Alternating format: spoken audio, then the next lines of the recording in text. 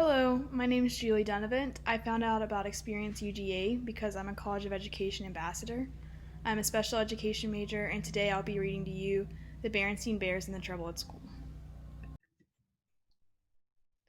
The Berenstain Bears, Trouble at School by Stan and Jan Berenstain.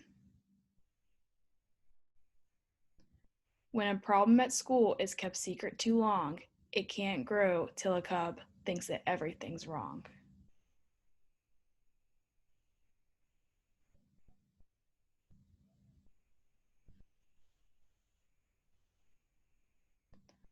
The brother and sister bear were usually very healthy. They occasionally caught cold. So when brother came home from school one day sneezing and wheezing, Mama Bear knew just what to do. She took his temperature and tucked him in bed and went right to the phone and called Dr. Grizzly. Sneezing and wheezing and a temperature of 101, said Dr. Grizzly. Keep him in bed, give him plenty of liquids, and keep him home from school until his temperature is back to normal. Mama followed the doctor's orders, and little by little, brother's temperature began to go down. I feel a little better, he said. May I get out of bed? I'm afraid not, said Mama. The doctor wants you to stay in bed. But there's no reason why your stay shouldn't be as pleasant as possible. Papa, she called, would you bring up the portable TV? The portable had remote control, and pretty soon, brother was having a fine time switching from one cartoon show to another. When he tired of TV, he got out his comic books, and when he tired of those, Mama brought him his dinosaur collection. There was no doubt about it. Except for his sniffles, Brother Bear was having a pretty good time. So when Sister Bear brought home a folder of schoolwork for him, he hardly looked at it. He was much too busy having fun. But while he was at home having fun, his fellow students at school were hard at work. In the classroom where Teacher Bob was teaching a new math lesson. They had learned to add, subtract, and multiply. Now they were learning to divide. On the soccer field, where Coach Bruin was getting the team ready for the big game against Beartown. Cousin Freddie, he called. Take Brother's place at forward. He's out sick. Yes, sir, said Freddie. This was the chance he'd been waiting for. It wasn't until Brother was all better and ready to go back to school that he remembered the folder of work. Oh well, he thought.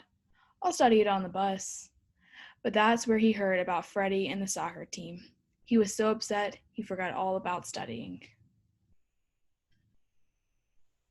When Coach Bruin had extra practice during early gym, Brother became even more upset. It wasn't easy watching Freddie take his place on the team.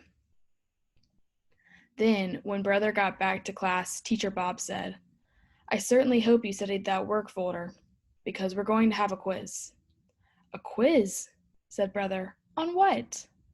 On division, of course, said Teacher Bob as he handed out the quiz papers. Brother might have managed even then. He was good with numbers and might have worked things out if only he'd been able to concentrate. But all he could think about was Cousin Freddie out there kicking field goals while he sat on the bench. The quiz was a disaster. Not only did Brother get every problem wrong, but Teacher Bob wrote on the paper, very poor, must be signed by parent. Brother didn't know which was worse, the soccer mess or the quiz disaster. What would he say to Mama and Papa when they asked him how things had gone at school? He was so busy feeling sorry for himself on the bus ride home that he didn't notice that Sister was coming down with a bad case of the sneezes and wheezes. Oh dear, said Mama when she saw Sister. You've caught Brother's cold. Into bed with you. She and Papa were so busy attending to Sister that they forgot to ask Brother how things went at school. And he didn't tell them. And the next morning, when the school bus came, Brother didn't get on the bus. He hid in the tall grass until the bus was out of sight. The squirrels and bluebirds were puzzled. Brother was usually happy and cheerful, but not this morning. This morning he looked unhappy and angry too. "Phewie," Brother shouted, kicking a stone. But kicking the stone reminded him of soccer, and that just made him angrier. The bluebirds took off and the squirrels scattered. "Phooey on soccer," he shouted, stomping off through the woods. Stomp, stomp, stomp. Grasshoppers hopped, toads stood still and pretended they were bumps on a log. "Phooey on school," Brother shouted, stomping out of the woods. Pansies hid their faces. Ladybugs flew away home. "And," he said, reaching into his school bag, "phooey on division." He had come to the top of a big hill. He took out the quiz, folded it into a paper airplane, and sailed it high into the air. The hill overlooked a swampy, overgrown bog. As Brother watched the quiz circle and swoop, he noticed something out of the corner of his eye. A familiar house at the edge of the bog. Grizzly Gramps was working on a ship model when he heard the knock. Gran was making cookies. They weren't expecting visitors, and they certainly weren't expecting Brother, especially during school hours. It didn't take long for the whole story to come out. Gramps and Gran listened quietly as Brother told them about catching cold, the folder of work, the soccer mess, the quiz disaster, the missed bus, and the paper airplane. "Come with me, young feller," said Gramps. "I want to show you something."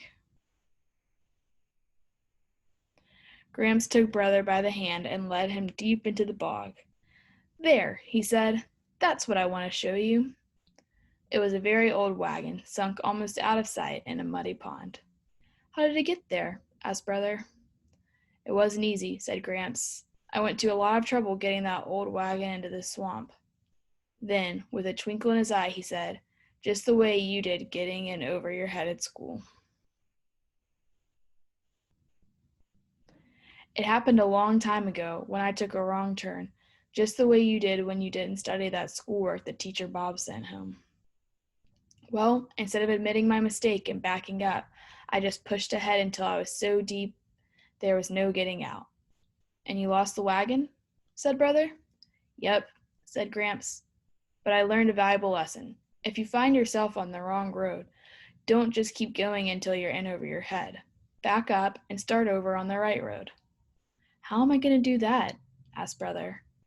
"Oh, I think we can manage. But first, look over there," Gramps said, pointing. There it was, the paper airplane, caught in a berry bush.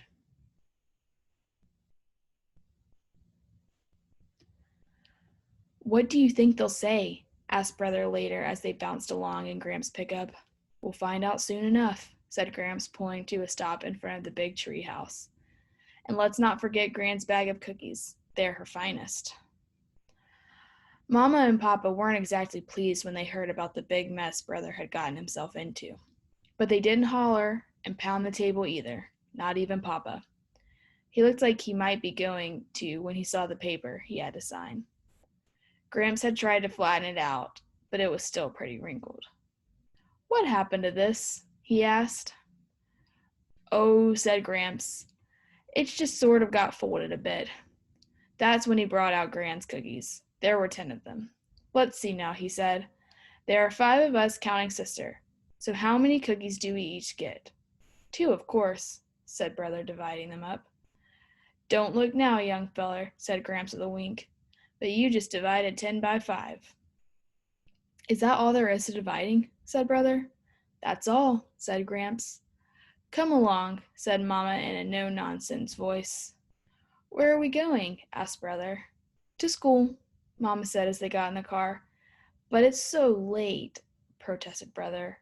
"It's never too late to correct a mistake," Mama said, and off they went. Brother got to class just in time for a retest. The class hadn't done very well on the division quiz, so Teacher Bob was giving them a second chance. Brother really concentrated and did much better. And that afternoon, he got a second chance at soccer too. It was the day of the big game against Beartown, and things weren't going very well. "Brother," said Coach Bruin, "I want you to go in for Freddie. I don't think he's quite ready for the first team." "Glad to help, Coach," Brother said as he ran onto the field. You know what they say, it's never too late to correct a mistake.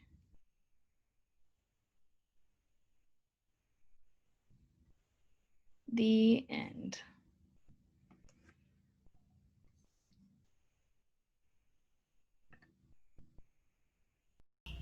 I chose to read one of the Berenstain Bear books because my brothers and I often read these books to my parents when we were growing up, but I particularly remember reading this one as a child. Thank you for everyone who took time to watch the video. I hope you all enjoyed it.